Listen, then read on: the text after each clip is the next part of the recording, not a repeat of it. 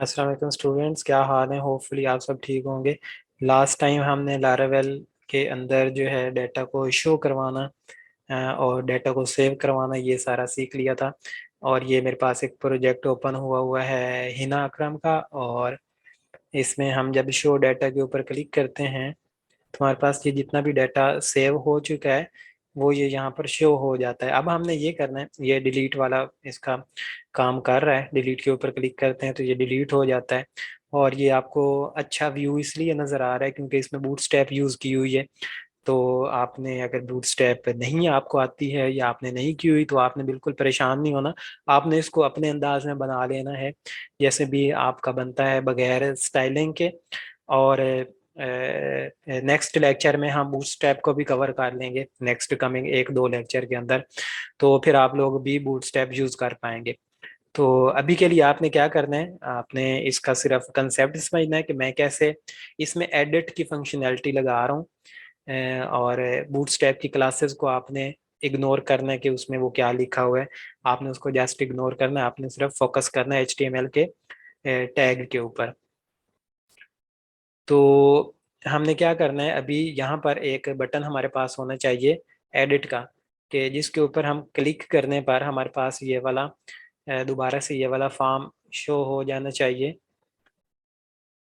ये वाला ये इनरोल वाला ये वाला फॉर्म शो हो जाना चाहिए। और अंदर उसके जिसका वो एडिट कर रहे हैं उसका नाम लिखा वो हो, और आगे जो भी उसका नाम है लास्ट नेम वो लिखा हुआ हो, और उसका फ़ोन नंबर हो, उसका उसकी जेंडर सेलेक्ट हुई हुई हो, और उसकी हॉबीज़ हों, और जो भी मतलब कि उसने डाटा एंटर किया हुआ है वो यहाँ पर पॉप हो जाए, यहाँ पर वो आ जाए ऑटोमेटिक। तो ये हमने अब काम करना है।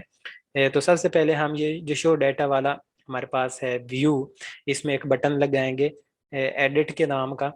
और हम अब अपने कोड में आ जाते हैं। और कोड में आकर आपने क्या करना है, सबसे पहले एक बटन लगाना है शो डाटा वाले व्यू में एडिट का, जहाँ पर भी आपका हो रहा है। ये मेरे पास ये वाला है, और इसमें ये एक्शन के TH के नीचे यहाँ पर एक बटन है, हम एक और ऐड कर लेते हैं। ये मैं लास्ट लाइन को ही कॉपी करूँगा जिसमें डिलीट की फंक्शनैलिटी लगी हुई है। इसी को मैं कॉपी कर रहा हूँ और इसको नीचे पेस्ट कर रहा हूँ। आप लोग भी सेम इसी तरीके से करेंगे कि आपका जो डिलीट का बटन है आप चाहें तो बेशक उसी को कॉपी करके नीचे बल्कि ये तो एक और TD हो जाएगा। पूरे TD को कॉपी नहीं करना, हमने हमने सिर्फ जो अंदर वाली चीज़ है जो बटन है उसको कॉपी करना है। ये मैं वो वाली लाइन मैंने कॉपी कर ली है, और इसको मैं नीचे पेस्ट कर देता हूँ या ऊपर पेस्ट कर देता हूँ। और इसका मैं अब चेंज कर देता हूँ क्लास, या इसकी स्टाइलिंग का जो कलर है वो चेंज कर देता हूँ। कलर इसको ये डेंजर दिया हुआ है तो मैं यहाँ पर इन्फो कर देता हूँ। ये बूट्स टाइप की क्लास है, आपने इसके बारे में परेशान नहीं होना। मैं बस उसका कलर मैंने चेंज किया है कि जो एडिट का है वो और नज़र आए और जो डिलीट का है वो और नज़र आए, और इसके अंदर जो डिलीट लिखा हुआ है वो भी वहाँ पर मैं एडिट लिख देता हूँ। तो अब मैं अपने पेज को चेक करता हूँ, तो यहाँ पर एक और बटन एक्शन के साथ एक और बटन हो जाना चाहिए एडिट का। अब जैसे मैं एडिट के ऊपर क्लिक करूँ तो ये मुझे एक कंट्रोलर के एक फंक्शन की तरफ ले जाए, जिसमें हम इसको एडिट के लिए हमें एक तो ये चाहिए व्यू चाहिए कौन से वाला। यहाँ पर हिना ये देखो मुझे बार बार ऊपर ये लिखना पड़ रहा है, वहां पर वापस आकर मुझे फिर इनरोल की तरफ जाना पड़ रहा है। तो वहां पर लिंक होना चाहिए था कि गो टू रजिस्ट्रेशन फॉर्म का, जिसके ऊपर क्लिक करने पर मैं उधर चला जाता। तो नेक्स्ट टाइम आपने ये भी लगा लेना अपने इस प्रोजेक्ट में कि गो टू रजिस्ट्रेशन फॉर्म का लिंक लगा वो। तो एडिट करते टाइम मुझे एक तो ये रजिस्ट्रेशन फॉर्म का जो व्यू है, जिस तरह बिल्कुल ये वाला व्यू है इसी तरीके का व्यू चाहिए। तो मैं क्या करूँगा, मैं इसी तरीके का व्यू बनाना हो तो मैं इसी को कॉपी कर लूँगा। जो हमारा ये रजिस्ट्रेशन का जो ये फॉर्म है इसी को मैं कॉपी करके एक और उसका नाम रख लूँगा registration dot blade dot PHP इसका नाम रखा हुआ है, जिसके अंदर डाटा सेव होता है। तो मैं इसको कंट्रोल A करके कॉपी कर रहा हूँ, कंट्रोल C किया, और मैं अब एक और नाम रख लेता हूँ edit dot blade dot PHP, या आप अपनी मर्जी का एडिट रजिस्ट्रेशन या एडिट डाटा कोई भी आप अपनी मर्जी का नाम रख सकते हैं। तो जो जो जो व्यू डाटा को सेव करवाने के लिए यूज होता है, जैसा कि ये है, जो ये वाला व्यू डाटा को सेव करवाने के लिए जहाँ पर हम डाटा इंटर कर रहे हैं, सेम वही यूज होता है डाटा को एडिट करवाने के लिए, क्योंकि हमने वही सारी चीजें बनानी होती हैं, लेकिन उसके अंदर ये वैल्यूज पुट हुई होनी चाहिए एडिट के लिए। और सेव के लिए हम पुट करते हैं यहाँ पर, लेकिन एडिट के लिए पहले वो यहाँ पर पॉपअप हो जाएंगी, अगर हम उसको एडिट करना चाहें तो फिर वो एडिट हो जाएं। तो सेम यही व्यू चाहिए था, इसलिए मैंने क्या किया है, ये रजिस्ट्रेशन का जो ब्लेड है जिसके अंदर वो डाटा शो हो रहा है, शो नहीं हो रहा बल्कि जिसके अंदर वो डाटा सेव करवा रहे हैं हम, उसको मैंने कॉपी किया है और मैं एक और फाइल यहाँ पर बना रहा हूँ व्यूज के अंदर। एक और फाइल में यहाँ पर राइट क्लिक करके एक और, यानी कि एक और ब्लेड बना रहा हूँ या एक और व्यू बना रहा हूँ, और इस व्यू का मैं नाम रख रहा हूँ एडिट डॉट ब्लेड। सिर्फ एडिट नहीं सही, हम रख लेते हैं क्योंकि और भी चीज़ें हमने एडिट करनी है, तो एडिट फॉर्म रख लेते हैं, या हम रख लेते हैं edit registration form, REGFORM dot blade dot PHP। ये मैंने वो एक व्यू बना लिया और यहाँ पर मैं वो पेस्ट कर रहा हूँ। कौन सा, जो आपका जो वाला व्यू आपको डाटा को सेव करवाने में हेल्प आउट कर रहा है, जैसे कि इसका ये वाला है, हिना का ये वाला है, तो आप लोगों को अपना अपना ये होगा, आपने उसको कॉपी करना है और एक नई फाइल बना लेनी है एडिट के नाम से और उसको उसमें पेस्ट कर देना है। सिंपल सा ये काम है। क्यों पेस्ट वही क्यों करना है, क्योंकि आपको एडिट के लिए भी यही फॉर्म यहाँ पर इसी तरीके का आप फॉर्म शो करवाना चाहेंगे कि आपका फॉर्म जो है ना वो इसी तरीके का होना चाहिए और अंदर लोग उसको एडिट कर लें। अगर आप उसका डिफरेंट व्यू बनाना चाहते हैं कि एडिट के लिए आपका एक यूनिक सा अलग सा व्यू होना चाहिए, तो फिर आप एक नया फॉर्म बनाकर उसमें आप सेम वही चीजें लगा सकते हैं और उसकी डिफरेंट स्टाइलिंग कर सकते हैं। तो लेकिन मैं क्या करना चाह रहा हूँ, मैं सिर्फ जो एज एट जो ये डिजाइन है इसी को मैं एडिट वाले में भी शो करवाना चाह रहा हूँ, तो इसलिए मैंने क्या किया, वहां पर उसको सेम सारे को कॉपी पेस्ट कर दिया। अब मैं चाहता हूँ कि ये शो डाटा के ऊपर जब कोई एडिट वाले के ऊपर क्लिक करे, ये मैंने एक लाइन नीचे लिखी थी ये वाली बटन, और इसको मैंने कॉपी करके, बल्कि ऊपर मैंने में लिखा था एडिट वाला बटन है ये, यहाँ पर अगर आप देखें तो ऊपर वाली लाइन जो है ये एडिट वाली है। तो मैं यहाँ पर इसको एक लिंक दूंगा, डिलीट की बजाय मैं इसको कहूँगा ये एडिट की तरफ जाए, और इसको भी डिलीट की तरह हमें आईडी देना पड़ेगी, साथ आईडी पास करना पड़ेगी कि ये एडिट किसको करे, कौन सी आईडी वाले को एडिट करे। जिस तरह हम बताते हैं ना कि डिलीट करना है तो कौन सी आईडी वाले को डिलीट करे, इसी तरह हम इसको बताएंगे कि एडिट करना है तो कौन सी आईडी वाले को एडिट करे। ये जरूरी नहीं कि आप यहाँ पर एडिट ही लिखेंगे तो ये चलेगा, यहाँ पर डिलीट ही लिखेंगे तो चलेगा। आप कोई भी यहाँ पर एडिट को आप माई एडिट कर लें, या कुछ भी आप अपडेट कर लें, या कुछ भी आप लिखना चाहें वो लिख सकते हैं। लेकिन जब उसका आपने बनाना है यूआरएल तो फिर वो इस हिसाब से होना चाहिए कि एडिट और उसके बाद वो आगे आईडी एक्सेप्ट करे और फिर आगे वो कंट्रोलर की तरफ जाए।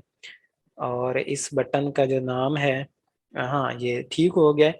और अब नेक्स्ट ये एचरेफ तो मैंने बना लिया कि एडिट स्लैश आगे आईडी होनी चाहिए। और इसका मेथड क्या है, इसका मेथड ये, क्योंकि फॉर्म नहीं है ये तो है हमारे पास, सिर्फ अभी एक लिंक है, तो इसका मेथड गेट होगा कि एचरेफ जितने भी होते हैं उन सब का मेथड गेट होता है।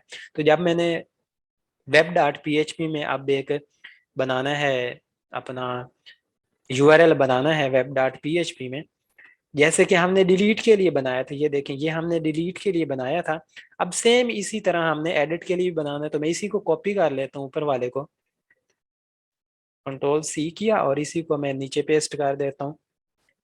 और यहाँ पर डिलीट की जगह मैंने वहां पर क्या कर दिया, इसको एडिट कर दिया है, वहां पर एडिट मैंने लिख दिया है। और कंट्रोलर किसकी तरफ जाए, डिलीट की तरफ ना जाए बल्कि वो जाए एडिट की तरफ, एडिट कंट्रोलर की तरफ, कंट्रोलर के अंदर एडिट के फंक्शन की तरफ जाए। अब एडिट का फंक्शन अभी हमने बनाया नहीं है तो वो बना लेते हैं। ये रजिस्टर कंट्रोलर की जो है क्लास, इसके अंदर हम एडिट का एक फंक्शन बना लेते हैं। तो ये देखिए मैंने यहाँ पर कैसे आया हूँ, उसी को कंट्रोल प्रेस करके मैंने उसके ऊपर क्लिक किया है तो उसने मुझे ये रजिस्टर कंट्रोलर की तरफ वो लेकर आ गया है।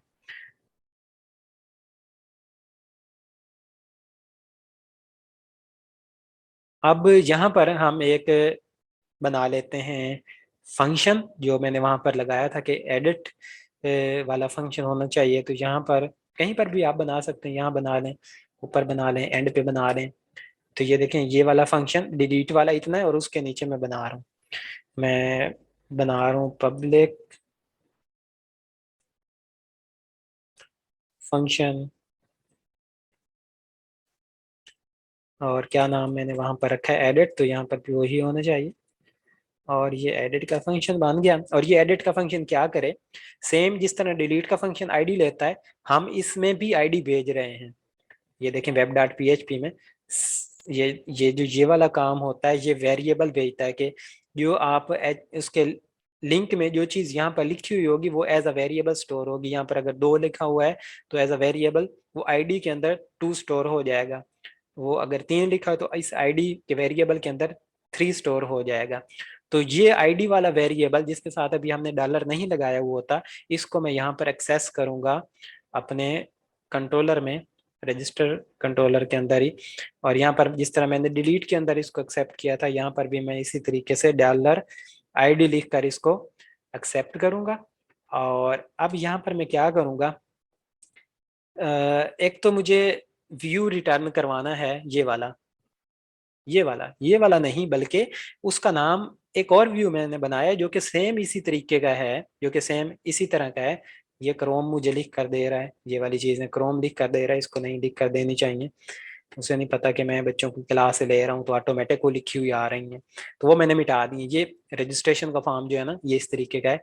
और जो एडिट वाला फॉर्म है वो भी इसी तरीके का है। तो मैं एडिट वाला फॉर्म रिटर्न करवाना चाहता हूँ उसको, कि जब भी कोई एडिट के ऊपर क्लिक करे, कौन से वाले एडिट के ऊपर, यहाँ पर शो डाटा के अंदर जो एडिट है, कोई भी अगर इस एडिट के ऊपर क्लिक करे तो उसको वो वाला भी, ये वाला फॉर्म शो हो जाना चाहिए, एडिट वाला, ना कि ये रजिस्टर वाला, बल्कि एडिट वाला ये फॉर्म शो उसको हो जाना चाहिए।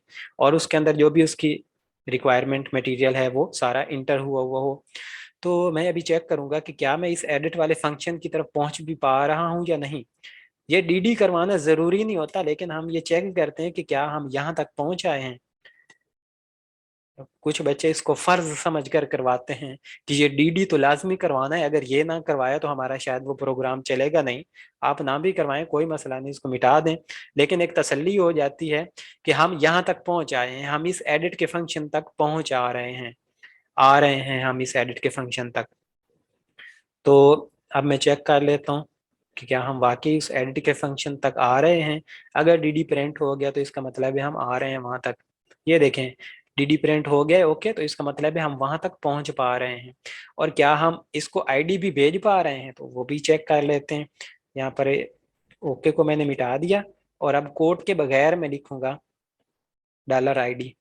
अगर ये आईडी भी प्रिंट हो रही है तो मतलब कि ये भी हमारा काम चल रहा है कि हम आईडी भी साथ भेज रहे हैं। इसी को आप यहीं पर रिफ्रेश कर लें तो ये देखें 1 वाली आईडी आ रही है। अगर आप यहाँ से कोई और ये सानिया वाला करें तो इसको एडिट के ऊपर, तो आप देखेंगे 7 आईडी आ रही है, जो डेटाबेस में उसकी आईडी होगी यहाँ पर वही होगी। क्योंकि वो लूप हमारा जो है ना, यहाँ पर जो शो डाटा के अंदर जो लूप चल रहा है, वो डेटाबेस वाली आईडी यहाँ पर अंदर दे रहा है। यहाँ पर एडिट के साथ स्लैश में ये डॉलर आर आईडी जो है ना, ये डेटाबेस से जो चीज़ें आ रही थी ये उसकी आईडी यहाँ पर दे रहा है। तो हम अपने वहां तक पहुंच रहे हैं एडिट के कंट्रोलर की तरफ। अब हमने क्या करना है, पहला काम तो हमारा ये है कि हम उसको वो रिटर्न करवाएं व्यू, कहाँ है रजिस्टर, ये है। हम इसको इसको मैं कमेंट कर देता हूँ। मैं इसको पहले तो रिटर्न करवाना चाहता हूँ, व्यू रिटर्न करवाना चाहता हूँ, एक रिटर्न व्यू। और यहाँ पर ये व्यू नहीं लिखना, आप लोगों ने व्यू कॉलन लगाकर ये नहीं लिखना है। ये जो आपको लिखा हुआ नजर आ रहा है ये फेक लिखा हुआ है, ये प्लेस होल्डर की तरह लिखा हुआ आ रहा है। आपने आपने ये नहीं लिखना है, ये प्लेस होल्डर की तरह आपको सिर्फ बताने के लिए सजेशन दे रहा है कि आपने यहाँ पर व्यू लिखना होता है। तो आपने इसको लिख नहीं देना यहाँ पर के सर का लिखा हुआ नजर आ रहा है तो हम भी यहाँ पर लिख दें, तो नहीं लिखना है। ठीक है, क्योंकि पीएचपी के लेटेस्ट वर्जन तो इसको सपोर्ट कर लेते हैं, लेकिन अगर आप PHP का पिछला वर्जन यूज कर रहे हैं, जो कि आपको यूज करना पड़ता है क्योंकि प्रोजेक्ट आमतौर पर जो बने हुए होते हैं वो थोड़ा सा पिछले वर्जन में बने हुए होते हैं, तो उनके साथ आपको चलने के लिए आपको PHP का पिछला वर्जन यूज करना पड़ता होता है। तो वहां पर ये सपोर्ट नहीं करेगा अगर आप इसको यहाँ पर व्यू लिख कर और कॉलन लगाकर आगे व्यू लिखेंगे। तो ये जो लिखा हुआ आपको नजर आ रहा है ये जस्ट सजेशन है, इसको इग्नोर करें। ठीक है, ये आपको सिर्फ बताने के लिए कि इन कोड के अंदर आपने अब व्यू लिखना है। और व्यू का नाम क्या था भला? व्यू का नाम था ये edit underscore registration underscore form. तो edit underscore REG underscore form, तो ये वो वाला रिटर्न होना चाहिए सेम जो कि हमारे किस तरीके का है, हमारा सेम जो कि रजिस्ट्रेशन फॉर्म की तरह का जो सेव डाटा करता है, सेम उस तरीके का है, तो वो रिटर्न होना चाहिए। तो मैं इसको एडिट के ऊपर क्लिक करूं अगर, और ये रिटर्न तो कर रहा है, लेकिन यहाँ पर क्या चीज़ मिसिंग है, तस्वीर नहीं आ रही है। तो चेक कर लेते हैं कि हमारे एडिट वाले फंक्शन में तस्वीर वो क्यों नहीं भेज पा रहा है। तो देख लेते हैं, ये एडिट का है तो इसमें जो पिक्चर है लगी हुई वो कहाँ पर लगी हुई, यहाँ पर IMG का टैग होना है, ये वाला है IMG का टैग।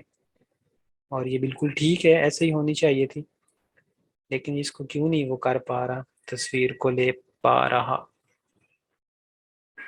हम्म,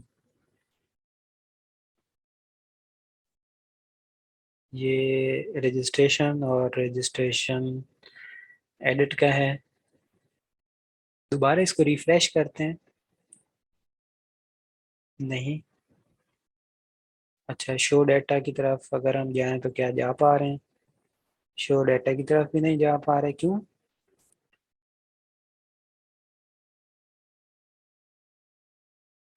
लिंक क्यों नहीं वर्क कर रहा है यहाँ पर एडिट में? href show data. अच्छा, यहाँ पर एक और चीज होती है, हम वो लगा कर देख लेते हैं। एक फंक्शन होता है एजेट्स का। तो हम इमेज के टैग में अगर इसको लगा दें एजेट्स, कहाँ है इमेज का टैग, कहाँ है ये रहा। तो अगर मैं इसको स्टार्ट में इसको मैं कर देता हूँ एक दफ़ा कट, ये मेरे उसमें आ जाएगा। और ये करली ब्रैकेट्स लगाकर एजेट्स एजेट, और यहाँ पर अगर पाथ दें इसको हम, तो अब चेक करते हैं कि क्या अब ये इसको पिक कर पा रहा है या नहीं। आमतौर पर तो पाथ देने का यही तरीका होता है, लेकिन बाज दफ़ा अगर आप इस तरह फंक्शन में ना भी यूज़ करके सिर्फ सिंपली उसको दे दें तो फिर भी वो पिक कर रहा होता है। तो अब चेक कर लेते हैं कि क्या इसकी यही रीज़न थी पिक ना करने की। हाँ जी, बिल्कुल इसकी वही रीज़न थी या नहीं। ये हमारे पास कोई और है, ये हमारा फर्स्ट वाला तो नहीं है कहीं?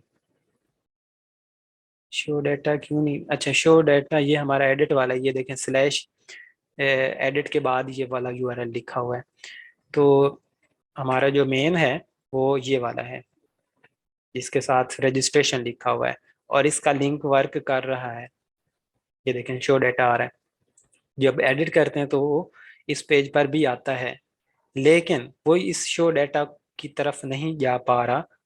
उसकी भी वही यही रीज़न है कि हमने इसको एजेट्स के अंदर उसको नहीं करवाया हुआ URL को। तो Ctrl+X, फंक्शन का नाम है एजेट, और अंदर नहीं बल्कि एजेट नहीं आना, यहाँ पर इसका आना है URL,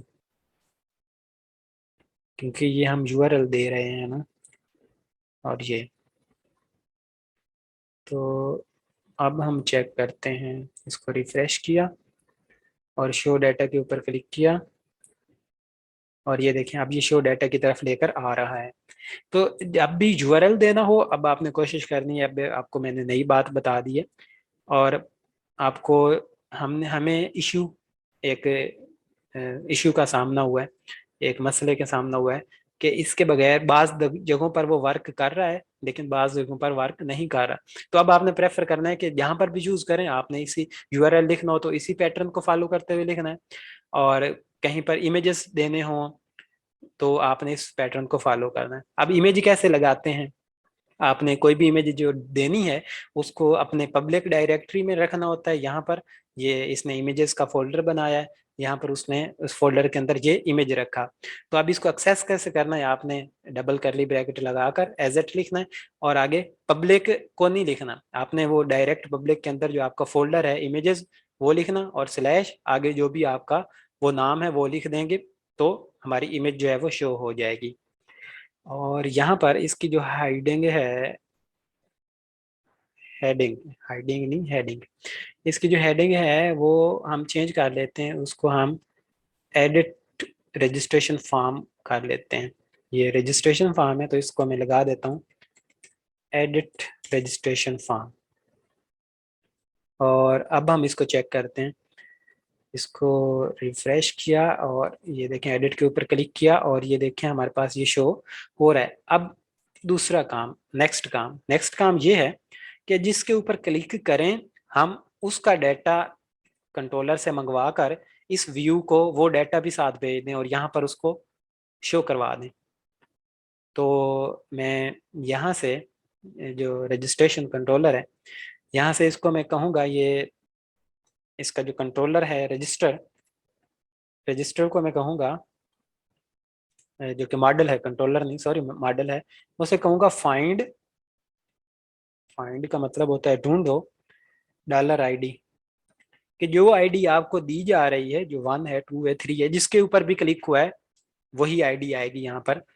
तो वो आईडी वाला रिकॉर्ड आप डेटाबेस में से ढूंढो और उसको एक वेरिएबल में जिसका नाम मैं रख लेता हूँ यूजर या कुछ भी एसटीडी स्टूडेंट रख लेता हूँ, उसमें आप उसको सेव करवा दो कि रजिस्टर का जो टेबल है वहां से जो आपको ये आईडी मिल रही है, पीछे से हम जो कि आईडी लेकर आ रहे हैं जिस लिंक के ऊपर क्लिक होता है उसकी आईडी आती है, उस आईडी वाले रिकॉर्ड को ढूंढो और उसको एसटीडी के जो है वेरिएबल एक नया मैंने बनाया उसके अंदर स्टोर करवा दो और यहाँ पर आप उसको भेज भी दो कम्पैक्ट, और यहाँ पर उसका नाम रख दो एसटीडी। अब ये देखें यहाँ पर भी ये जो वार नेम आपको लिखा हुआ नजर आ रहा है, ये इसको मैं सेलेक्ट नहीं कर पा रहा क्योंकि ये जस्ट एक सजेशन है कि आपने यहाँ पर अंदर वेरिएबल का नाम लिखना है, आपने इसको ऐसे लिख नहीं देना कि वार अंडरस्कोर नेम और साथ कॉलन, वो एरर देता है फिर बाज जगहों पर। तो ये एसटीडी के नाम का जो वेरिएबल है वो हम आगे भेज देंगे इस एडिट फॉर्म की तरफ, लेकिन पहले चेक तो कर लें कि क्या हम एसटीडी के नाम का जो वेरिएबल है उसको मंगवा भी पा रहे हैं या नहीं।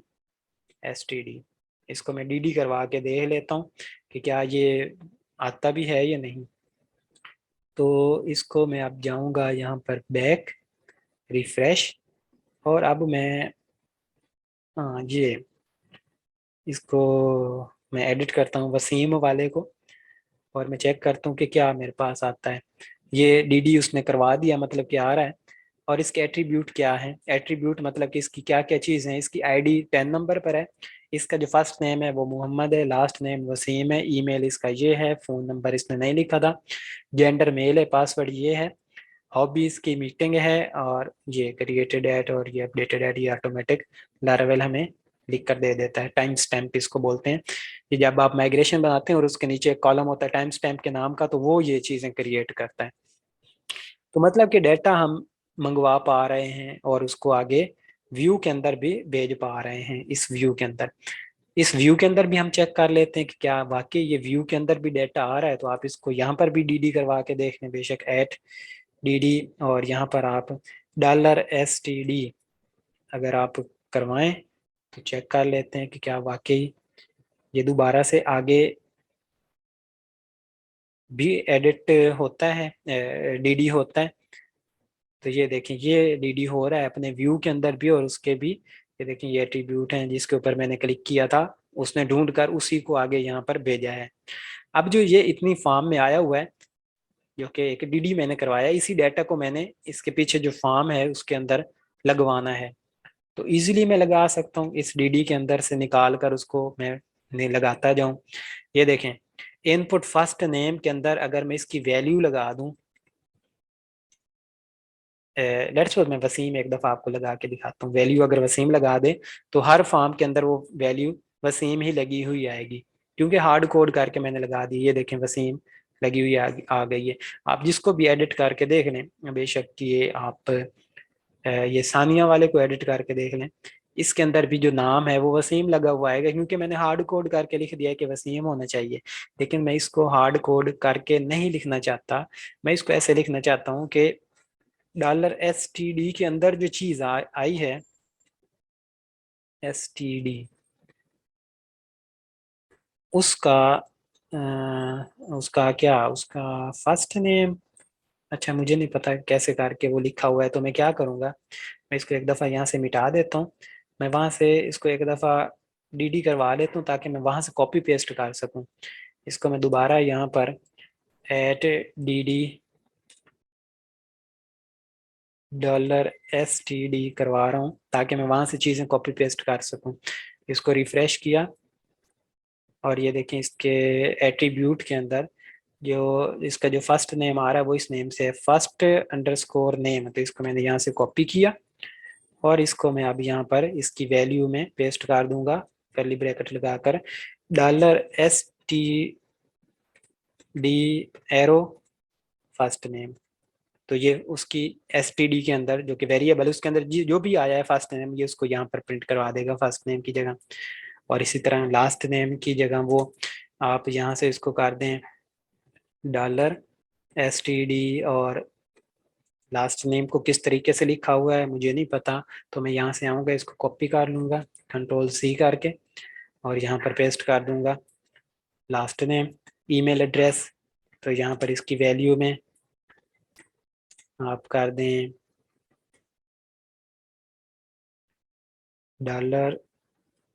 $std और आगे इसकी जो ईमेल है तो क्या लिखा हुआ होगा, ईमेल ही लिखा हुआ है, ठीक है।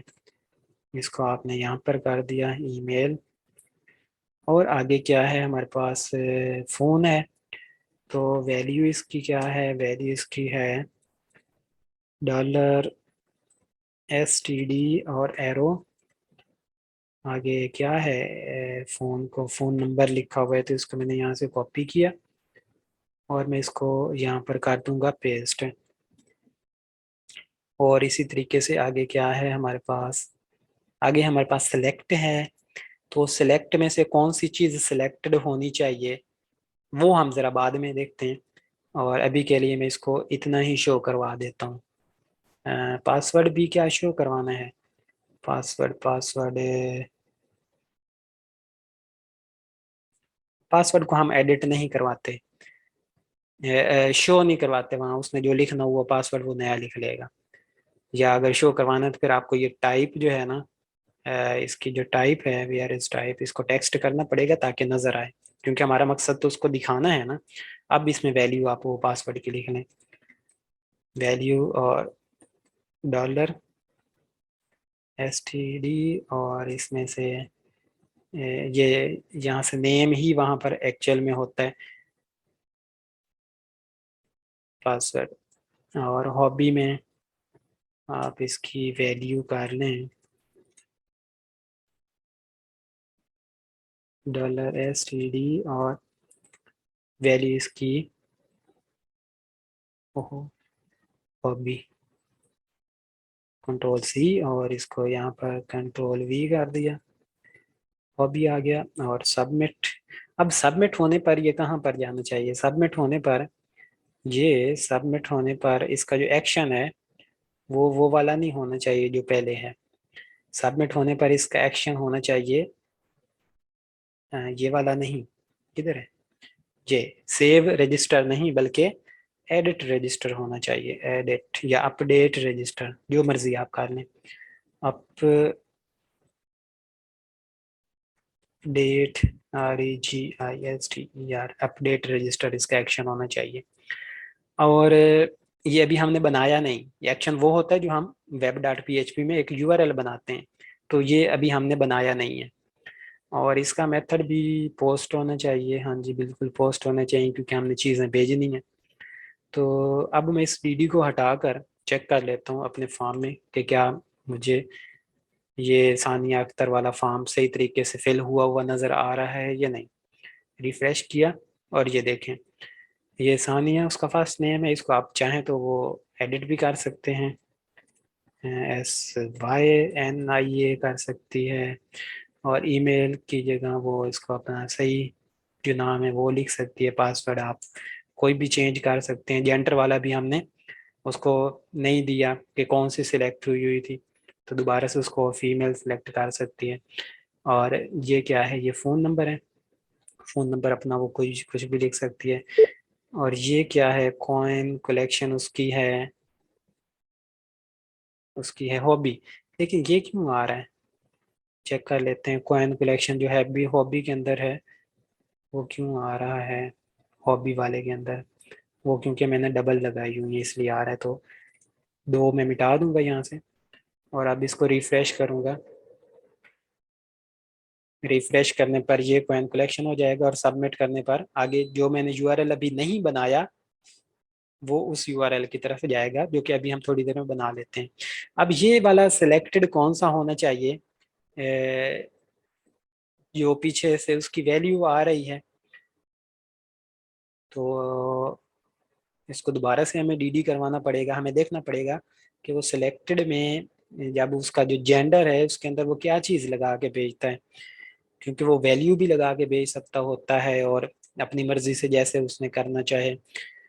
$STD, और इसको हमने किया रिफ्रेश, और ये फिर डीडी हो जाएगा। और यहाँ पर जेंडर, हाँ ये देखें, gender is equal to female. तो अगर मेल हो तो मेल वाला सिलेक्ट हुआ हुआ होना चाहिए, अगर फीमेल है तो फीमेल वाला सिलेक्ट हुआ हुआ होना चाहिए, और अगर अदर है तो अदर वाला सिलेक्ट हुआ हुआ होना चाहिए। तो मैं यहाँ पर कंडीशन मुझे लगाना पड़ेगी सिलेक्टेड वाले में से। यहाँ पर मैं जिसके साथ सिलेक्टेड लिख दूँ ना, ऐसे करके सिलेक्टेड लिख दूँ, ये HTML की प्रॉपर्टी होती है, वो सिलेक्ट हुआ हुआ आता है हमारे पास। तो इसको मैं कंडीशनल सिलेक्टेड लिखूंगा। ये डीडी मैंने हटाया नहीं है, तो डीडी को अगर हम हटा दें यहाँ से, डीडी को हटा दिया और इसको रिफ्रेश किया, तो अब मेल सिलेक्ट हुआ हुआ आएगा, क्योंकि मैंने उसको सिलेक्टेड मेल कर दिया। तो हमने ये कंडीशनल बेस लगाना है सिलेक्टेड, मतलब कि सिलेक्टेड की जो ये एट्रीब्यूट है इसको कंडीशन वाइज यहाँ पर लगना चाहिए। तो इसके इर्द गिर्द मैं लगा देता हूँ इफ कंडीशन एट इफ।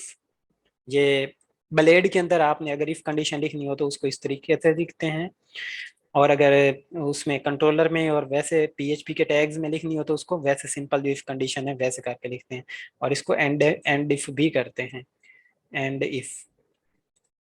और इसको कंडीशन क्या है, कंडीशन इसकी ये है कि if $STD arrow STD arrow gender, ऐसे करके ही है ना, हाँ ऐसे करके ही होगा। इसका नेम क्या है, जेंडर, हाँ।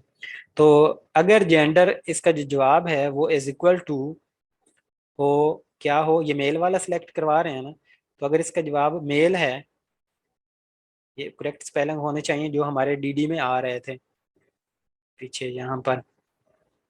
अगर ये मेल हो तो फिर ये सिलेक्टेड यहाँ पर इसके साथ लग जाए। और अगर ये, इसको मैं दोबारा से कॉपी कर लेता हूँ सारे को, मैंने नीचे वाले के साथ भी मुझे लगाना पड़ेगा। और अगर ये हो फीमेल, मैं इसी वाले को कॉपी कर लूँगा, बल्कि उसकी वैल्यू ये समाल में मेल है ना, तो यहाँ पर समाल में आना चाहिए, क्योंकि डेटाबेस में वो चीज़ स्टोर होती है जो इसकी वैल्यू होती है। तो हमारे पास जेंडर के अंदर जो चीज़ आ रही होगी वो भी इसी तरह समाल में आ रही होगी, आप डीडी करवा के देख भी सकते हैं। और अगर ये फीमेल है तो यहाँ पर, अगर जेंडर फीमेल है तो फिर ये सिलेक्टेड होना चाहिए, और अगर जेंडर अदर है तो फिर ये अदर सिलेक्टेड होना चाहिए। इसके साथ सिलेक्टेड लग जाना चाहिए। और आपको पता है कि तीनों में से सिर्फ एक ही वैल्यू ट्रू होनी है, या तो वो मेल होगा या फीमेल होगा या अदर होगा। तो कंट्रोल सी करके यहाँ पर हमने इसको कंट्रोल वी कर दिया। तो अदर वाला है तो अदर वाले के साथ सिलेक्टेड लग जाए, फीमेल है तो फीमेल के साथ सिलेक्टेड लग जाए एट्रीब्यूट में, और मेल है तो मेल के साथ सिलेक्टेड लग जाए। अब इसके जेंडर में, ये सानिया थी तो इसके जेंडर में होना है फीमेल, तो फीमेल के साथ सिलेक्टेड लग जाएगा। और यहाँ पर सिलेक्टेड क्या आएगा, फीमेल आएगा। ये देखें सिलेक्टेड फीमेल आया है। अब इसको एडिट करने के बाद, इसको सेट करने के बाद आप क्या कर सकते हैं, इसको दोबारा से आप डेटाबेस में सेव करवा सकते हैं। ये देखें, इसको बेशक आप कुछ और कर लें। ये अदर के साथ कॉलन सा क्यों लग गया है, चेक कर लेते हैं क्यों लगा है। ये इसकी वजह से लगा है, यहाँ से ये मैं हटा दूंगा और अब ये ठीक हो जाएगा। तो इसको एडिट करने के बाद हमने जब इसको भेजना है डेटाबेस में भी, तो हमें ये अपडेट करवाना पड़ेगा। कौन सी सानिया वाली ये जो रो है उसको अपडेट करवाना पड़ेगा। तो हमें क्या चीज़ चाहिए उसके लिए, उसको अपडेट करवाने के लिए हमें एक एक्शन तो मैंने बना लिया है। और एक्शन किस नेम का है, यहाँ से देख लेते हैं। फॉर्म का एक्शन क्या है, अपडेट रजिस्टर। अपडेट रजिस्टर के नाम का एक एक्शन है। तो मैं web dot P H P में आऊँगा और यहाँ पर मैं अच्छा, इसको मैंने कॉपी किया हुआ है, इसको मैं ऊपर पेस्ट कर लेता हूँ ताकि इसको मैं यहाँ से दोबारा कॉपी करके नीचे पेस्ट कर सकूँ। जिस तरह ये सेव वाला है ना, सेम इसी तरह इसका मेथड भी पोस्ट है, अपडेट वाले का भी। और इसी तरीके से मैंने उसको कॉपी कर लिया और नीचे पेस्ट कर दिया है। लेकिन यहाँ पर सेव रजिस्टर की बजाय क्या होना चाहिए, अपडेट रजिस्टर। और कंट्रोलर स्टोर फंक्शन जो है ना, वो स्टोर की बजाय क्या होना चाहिए, अपडेट, जो कि मैंने अभी नहीं बनाया। अभी मैं अपडेट का फंक्शन जाकर बनाऊंगा अपने इस कंट्रोलर में। अपडेट के फंक्शन की तरफ वो जाए और अपडेट का फंक्शन क्या करे, डेटाबेस में से उसकी वैल्यू को क्या कर दे, अपडेट करवा दे। अब हम क्या करेंगे, हम रजिस्टर कंट्रोलर के अंदर जाएंगे और वहां पर इस अपडेट नाम का एक फंक्शन बनाएंगे, जिसका काम ये होगा कि वो हमारे जिस हम फॉर्म को एडिट करना चाहते हैं उसको अपडेट कर दें। तो राइट क्लिक अगर हम रजिस्टर कंट्रोलर के ऊपर करें तो ये यहाँ पर लेकर आ गया। और यहाँ पर मैं एक फंक्शन बना लेता हूँ, एडिट के नीचे ही मैं एक फंक्शन बना लेता हूँ अपडेट का, पब्लिक फंक्शन, और उसका नाम है अपडेट। और ये वो काम करें। और यहाँ पर हम डी लगाकर चेक भी कर लेते हैं कि क्या हम इस अपडेट के फंक्शन को हिट कर पा रहे हैं या नहीं। तो यहाँ से हम क्या करेंगे, हम इसको रिफ्रेश, हाँ रिफ्रेश करेंगे।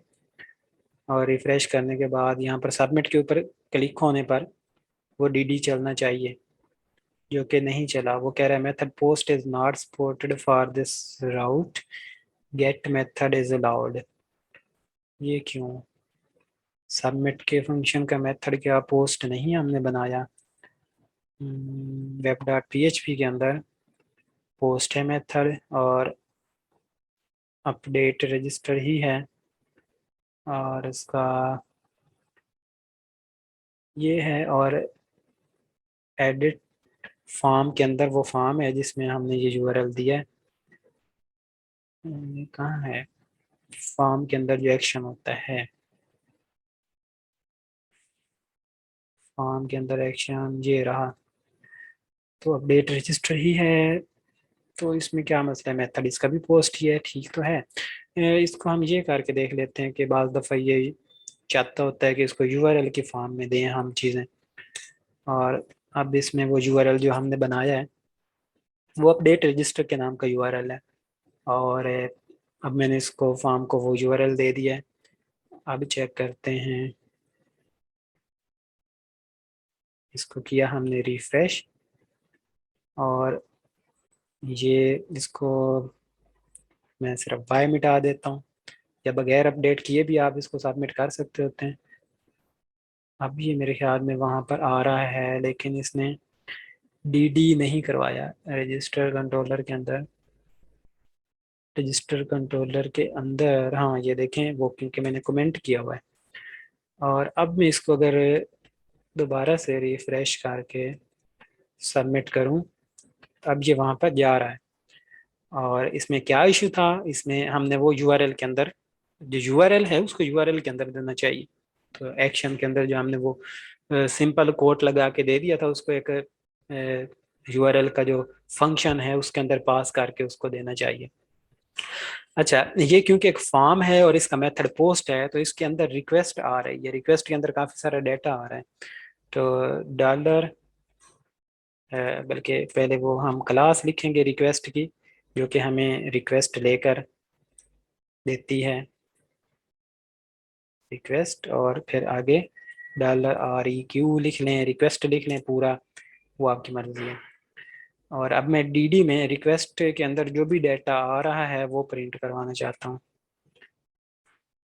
Ctrl+V रिक्वेस्ट और आगे ऑल, ऑल अगर लगा देंगे आप तो रिक्वेस्ट के अंदर जो भी डाटा आ रहा है वो प्रिंट हो जाएगा। और इसको मैं अगर रिफ्रेश करूं तो ये फॉर्म को दोबारा सबमिट करेगा। और ये देखें इसके अंदर एफ नेम आ रहा है, इसके अंदर एल नेम आ रहा है, इसके अंदर ईमेल आ रहा है, इसके अंदर फ़ोन, जेंडर, पासवर्ड, हॉबी, वो सारा कुछ आ रहा है जो हम अपडेट करवाना चाहते हैं। अब जिस जो भी वैल्यू अपडेट हुई हुई होगी वो यहाँ से हमें वो मिल जाएगी और हम उसको इजीली यहाँ पर सेव करवा लेंगे। लेकिन कौन सी आईडी को अपडेट करवाना है वो हमें नहीं पता अभी, कि कौन से वाली आईडी को अपडेट करवाना है। और यहाँ पर आईडी वो आ भी नहीं रही है, चेक करें वो आईडी आ भी नहीं रही है। तो हमें कैसे पता चलेगा कि हमने डेटाबेस के अंदर कौन से वाली रो को अपडेट करवाना है। तो मतलब कि हमें आईडी भी भेजना पड़ेगी साथ।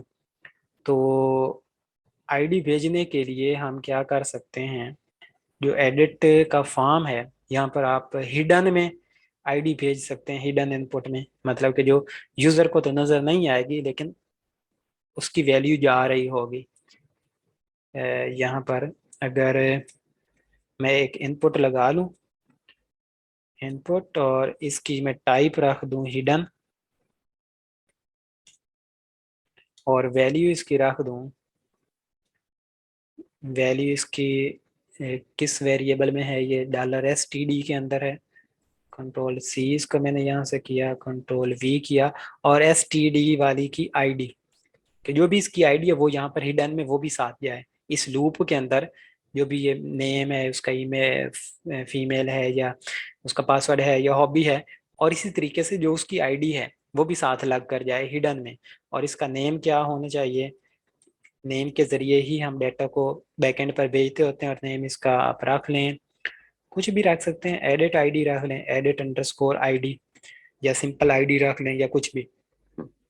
तो एडिट आईडी के नाम से ये आईडी भी साथ अब जाएगी। अब मैं इसको बैक आऊँगा, इसको रिफ्रेश करूँगा, और अब ये देखें इसके ऊपर तो कोई फर्क नहीं पड़ा, इस वाले के ऊपर कोई फर्क नहीं पड़ा, लेकिन हिडन में आईडी भी साथ लग चुकी है अब। और अब मैं सबमिट, इसको सबमिट नहीं होना चाहिए, अब इसका नाम होना चाहिए अपडेट। सबमिट के बजाय इसका नाम होना चाहिए अपडेट होना चाहिए। तो इसकी वैल्यू को मैं क्या कर दूंगा अपडेट, तो वहां पर वो चेंज हो जाएगी। इसको मैं अब रिफ्रेश करूं तो ये देखिए अपडेट। और मैं सिर्फ इसको यहाँ से पासवर्ड चेंज मैं करना चाहता था, तो ये वाला मैंने पासवर्ड रख दिया है अब। और अपडेट के ऊपर अब मैं क्लिक करूं तो ये देखें आईडी भी जा रही है कि ये वाली आईडी है, एडिट आईडी, और साथ उसकी वैल्यूज भी जा रही हैं। तो अब हमारे लिए बड़ा इजी है डेटाबेस में से इस वाले रिकॉर्ड को ढूंढना और उसको अपडेट करना। तो मैं क्या करूँगा, मैं अपने मॉडल को कहूँगा, जो मेरे जो डेटाबेस के अंदर टेबल के नाम का मॉडल है, रेलेवेंट मॉडल है, जिसका नाम रजिस्टर है, क्योंकि रजिस्टर्स के अंदर हम ये सारा काम कर रहे हैं, उसको मैंने कमेंट कर दिया ऊपर वाली रिक्वेस्ट वाले को। और अब मैं कहता हूँ रजिस्टर, रजिस्टर ऐप वाला, ये रजिस्टर का जो मॉडल है, ऐप मॉडल रजिस्टर, इसको मैं कहता हूँ कि आप ये करो, यहाँ पर मैं एक क्यूरी लगा सकता हूँ, डेटाबेस की क्यूरीज हम अभी सीखेंगे, तो उसी का हम आगाज कर लेते हैं। मैं इसको कहता हूँ कि वेयर, वेयर की एक मैं क्यूरी लगाता हूँ। आप अगर आपने एसक्यूएल की हुई है तो आपको पता होगा कि वेयर की क्यूरीज हम लगाते हैं, वहां पर और तरीका होता है, यहाँ पर थोड़ा सा और तरीका होता है। यहाँ पर फर्स्ट जो है हमारे पास, फर्स्ट इसका जो यहाँ पर डबल कोट सिंगल कोट है, यहाँ पर हमने कॉलम का नाम देना होता है कि यहाँ पर आईडी जो है, और कॉमा लगाकर यहाँ पर आपने देना होता है कि जिसके बराबर है आईडी। लेट्स सपोज मैं 4 लिख दूं, तो ये हमें यहाँ पर आईडी 4 है उसका रिकॉर्ड क्या करेगा, गेट कर लेगा, उसका रिकॉर्ड हमें ये दे देगा और उसको हम इको करवा कर देख सकते हैं। लेकिन अभी हमारा मकसद उसको गेट करना नहीं है बल्कि उसको अपडेट करना है। और 4 आईडी वाली क्या, 4 आईडी को तो हम नहीं अपडेट करना चाहते, हम तो वो अपडेट करना चाहते हैं जो आईडी इस रिक्वेस्ट के अंदर आ रही है। तो मैं इस रिक्वेस्ट के अंदर जो आईडी आ रही है उसको मैं यहाँ से कॉपी करूंगा और यहाँ से देखकर मैं 7 नहीं लिख दूंगा, क्योंकि नेक्स्ट टाइम हो सकता है वो 8 हो, नेक्स्ट टाइम हो सकता है वो 9 हो। तो वो तो हर दफा अगर मैंने 7 लिख दिया तो 7 को अपडेट करता रहेगा। तो मैं कहूँगा कि जो भी डॉलर रिक्वेस्ट के अंदर आईडी आ रही है उसको क्या कर दो, उसको आप अपडेट कर दो। अपडेट का एक फंक्शन होता है जिस तरह क्रिएट का फंक्शन होता है, उसको अपडेट करो। और किस तरीके से अपडेट करना है, एरे में उसकी वैल्यूज दे दो जो जो चीज़ आप अपडेट करवाना चाहते हैं। ये एरे मैंने बनाया और इसके अंदर हम फर्स्ट में कॉलम का नाम लिखते हैं और आगे दूसरे नंबर पर उसकी वैल्यू को लिखते हैं, सेम उसी तरीके से जिस तरह हमने क्रिएट वाला किया था। तो मैं क्रिएट वाला ही कॉपी कर लूंगा, ऊपर से इसने बनाया हुआ होगा, ये देखें क्रिएट वाला इसने सेम एज इट बनाया हुआ है। मैं इसी को कॉपी कर लूंगा और इसको मैं नीचे पेस्ट कर दूंगा यहाँ पर। तो ये क्या करेगा, ये रजिस्टर वाला जो मॉडल है वो डेटाबेस के अंदर जिसकी आईडी इस रिक्वेस्ट की आईडी के बराबर होगी, मतलब रिक्वेस्ट की आईडी के अंदर आ रहा है अगर 7, तो 7 आईडी वाली रो को का जो फर्स्ट नेम है, 7 आईडी वाली रो का जो फर्स्ट नेम है उसको जो रिक्वेस्ट के अंदर अब नेम आ रहा है एफ नेम के नाम से उसके बराबर कर देगा। और लास्ट नेम जो रिक्वेस्ट के अंदर अब आ रहा है उसके बराबर कर देगा। ईमेल जो अब आ रहा है उसके बराबर कर देगा। नंबर जो अब लिखा हुआ आ रहा है रिक्वेस्ट के अंदर उसके बराबर। जेंडर जो अब लिखा हुआ आ रहा है उसके बराबर। पासवर्ड जो अब लिखा हुआ आ रहा है जो कि मैंने अभी चेंज किया है, एक सिर्फ कीबोर्ड से टाइप की हुई वो वैल्यूज हैं वो। और हॉबी जो भी है वो ये उसको कर देगा। तो अगर हम इसको यहाँ से चेंज करवाएं चीज़ें अब कुछ, ये अपडेट का ये काम होता है। सानिया का मैं ऐसे डबल कर देता हूँ और अख्तर का मैं ऐसे रे इसका ज़्यादा कर देता हूँ। सानिया को मैं सही उसका नाम कर देता हूँ। और ये पासवर्ड भी मैंने चेंज किया, उसका मोबाइल नंबर 1 2 3 4 5 6 7 8 कर देता हूँ। और कॉइन कलेक्शन की बजाय मैं इसका कर देता हूँ, ठीक है ये कॉइन कलेक्शन ही ठीक है। तो अब मैं इसको अगर अपडेट के ऊपर क्लिक करूँ तो वो आपके बैकएंड में ये चीज़ें अपडेट हो जाएंगी। और अपडेट होने के बाद हमने उसको बताया नहीं है कि कहाँ जाना है। अपडेट होने के बाद उसको बताना पड़ेगा कि जब आप अपडेट हो जाओ तो फिर कहाँ आना है। रिटर्न रीडायरेक्ट उसको करवाना है हमने। कौन से यूआरएल पर करवाने, आप उसको कौन से वाले पर करवा लें, आप उसको शो डाटा वाले यूआरएल पर करवा लें जो डाटा को शो करवाता है। और वो यूआरएल क्या है यहाँ से आप उसको देख सकते हैं, ये। और वो यूआरएल है ये वाला, इसके ऊपर जब हम क्लिक करते हैं तो ये लिखा हुआ था शो डाटा। तो शो डाटा वाला हमारा व्यू जो है ना वो दोबारा से आ जाना चाहिए। रिटर्न रीडायरेक्ट, यहाँ पर यूआरएल दिया जाता है। टू का मतलब है कि यहाँ पर आपने यूआरएल देना है, ये वाला यूआरएल। यहाँ पर कुछ बच्चे इसको व्यू दे देते हैं, व्यू नहीं देना, जो वेब डॉट पीएचपी में आपका यूआरएल बना हुआ है जो कि शो डाटा के नाम का है। क्योंकि मैंने इसको यहाँ से देखा है, यहाँ से यही वेब डॉट पीएचपी में भी बना हुआ होता है। आपको अगर मैं दिखा दूँ तो यहाँ पर वेब डॉट पीएचपी में आए और ये शो डाटा के नाम का ये वाला बना हुआ है जो कि हमें शो डाटा वाले फॉर्म की तरफ लेकर जाता है। तो इसको उधर आ जाना चाहिए। अब मैं सानिया वाले के ऊपर अगर दोबारा क्लिक करूं तो ये देखें उसका नाम भी अपडेट हो चुका है, ये इस तरीके से। उसका ये भी लग चुका है। उसका ये सानिया जो है हमने सही कर दिया, सानी पहले लिखा हुआ था तो इसको सानिया बना दिया, ये भी ठीक हो गया। और अब आप जिसको भी एडिट करना चाहें उसको एडिट कर सकते हैं। मोहम्मद वसीम को मीटिंग की बजाय मैं यहाँ पर लिख देता हूँ कुकिंग, और इसको मैं अपडेट कर दूँ अगर, तो यहाँ पर ये देखें कुकिंग लिखा हुआ आ गया है। यहाँ पर फिर मैं अपना ईमेल अगर अपडेट करना चाहूँ तो ईमेल के साथ मैं यहाँ पर 1 लगाना चाहूँ तो वो लगा सकता हूँ। और मोबाइल नंबर में, अच्छा ये मोबाइल नंबर अपडेट करने पर ये लिखा हुआ क्यों नहीं आ रहा, यहाँ पर मोबाइल नंबर क्यों नहीं लिखा हुआ आ रहा भला। और ये क्या है, ये पासवर्ड है क्या, अच्छा ये पासवर्ड है और ये मोबाइल नंबर यहाँ पर लिखा हुआ नहीं आ रहा, तो क्या मसला हो सकता है। आप एडिट में आए और यहाँ पर मोबाइल नंबर की वैल्यू देखें, क्या वो आप उसको दे रहे हैं, मोबाइल नंबर की वैल्यू दे रहे हैं।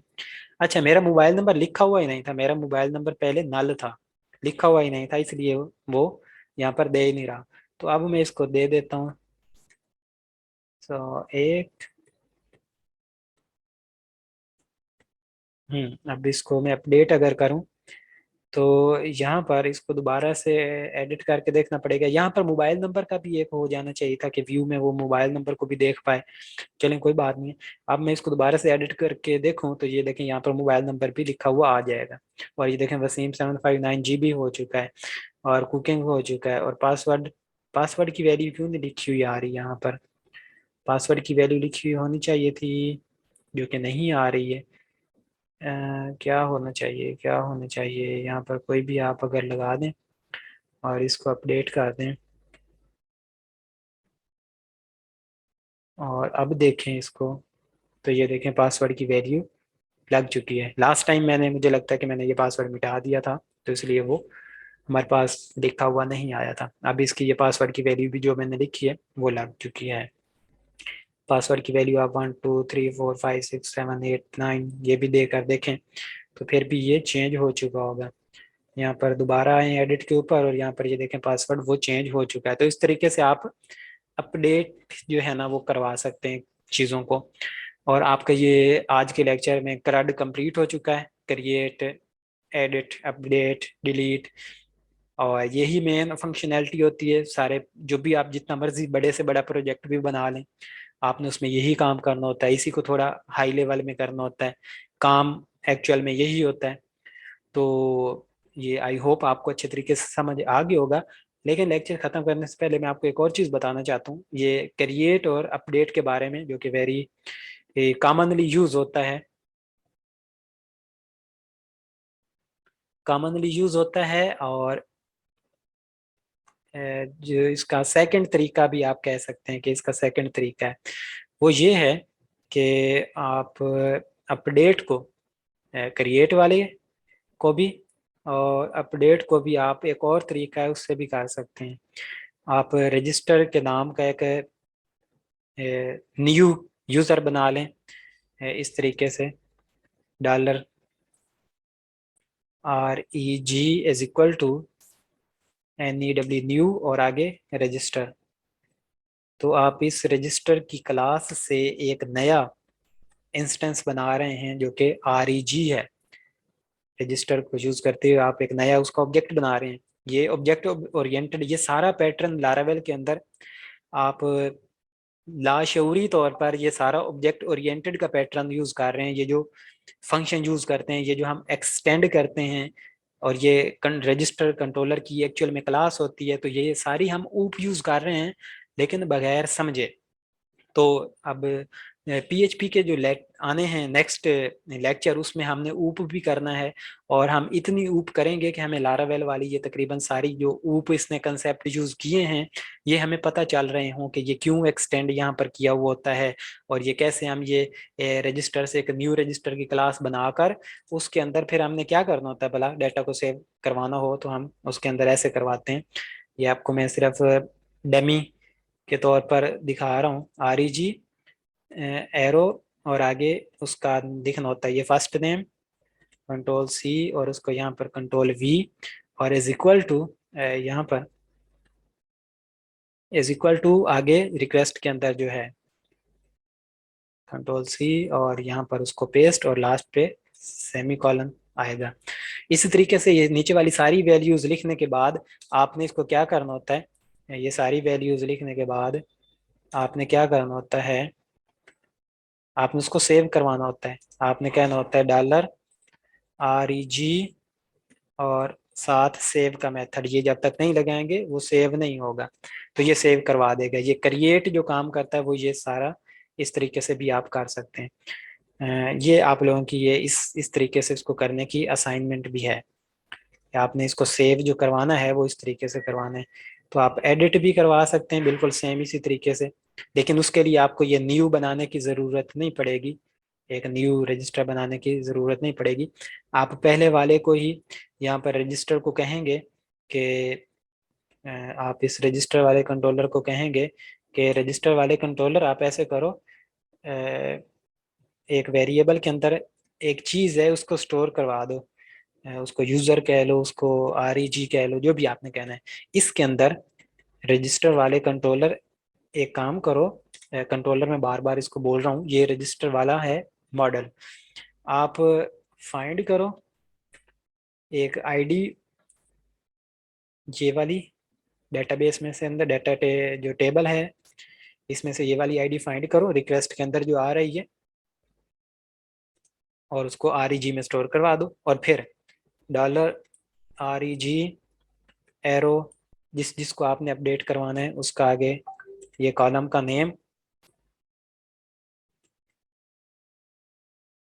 नेम यहाँ पर, और आगे इज इक्वल टू आगे उसका जो रिक्वेस्ट का नेम है, यहाँ से रिक्वेस्ट के अंदर जो नेम आ रहा है इज इक्वल टू ये रिक्वेस्ट का नेम जो आ रहा है और सेमी कॉलन। तो ये सारी करने के बाद आपने लास्ट पर क्या करना होता है, लास्ट पे आपने जो जो अपडेट करवानी हो उन्हीं उन्हीं वैल्यूज को आपने यहाँ पर लिखने के बाद लास्ट पे आपने कहना होता है REG और SAVE सेव, इसको सेव कर दो। तो वो उन वैल्यूज को इस आईडी के अगेंस्ट पहले ढूंढेगा कि ये वाली रो हमने पकड़नी है, और उसके फर्स्ट नेम को ये वाला कर दो, उसके लास्ट नेम को ये वाला कर दो जो हम देंगे रिक्वेस्ट के अंदर से निकाल निकाल कर, उसके पासवर्ड को ये वाला पासवर्ड कर दो और फिर उसको सेव करवा दो। तो वो उस वाली आईडी का रिकॉर्ड जो है जो डेटाबेस में हमारे पास पड़ा होगा यहाँ पर, उसका रिकॉर्ड ये चेंज करके अपडेट करवा देगा, सेव करवा देगा। तो इस तरीके से आप इस मेथड को भी फॉलो करते हुए अपडेट और क्रिएट करवा सकते हैं। लेकिन तब आपको इस मेथड को अगर फॉलो करना है तो आपको ये अपडेट का फंक्शन नहीं यूज़ करना पड़ेगा, और क्रिएट करवाना हो, इसको भी कमेंट कर देता हूँ, और अगर आपने क्रिएट करवाना हो तो उसके लिए भी आपको क्रिएट का मेथड फिर ये नहीं लगाना पड़ेगा। आप इसी से इसको क्या कर लेंगे, क्रिएट करवा लेंगे इसी पैटर्न को यूज़ करते हुए। तो नेक्स्ट आपने एक मुकम्मल क्रड बनाना है, एक कोई नई चीज़ आपने व्यू बनानी है और उसको सेव भी करवाना है, उसको एडिट भी करवाना है और उसको डिलीट भी करवाना है। और कौन से मेथड से, इस वाले इससे भी और दूसरे वाले से भी, ये जो क्रिएट वाला मेथड है इससे भी, और ये न्यू जो हम रजिस्टर से एक न्यू इंस्टेंस उसका न्यू ऑब्जेक्ट बनाते हैं और फिर उसमें चीज़ें स्टोर करवा के उसको सेव करवाते हैं, इन दोनों तरीकों से आपने सेव करवाना है। लेकिन एक टाइम में एक को फॉलो करना है, फिर दूसरे को कमेंट कर देना और फिर नेक्स्ट वाले को फॉलो करना है। दोनों के जरिए अगर आप करवाएंगे तो वो 2 दफ़ा आपके सेव हो जाएंगी चीज़ें।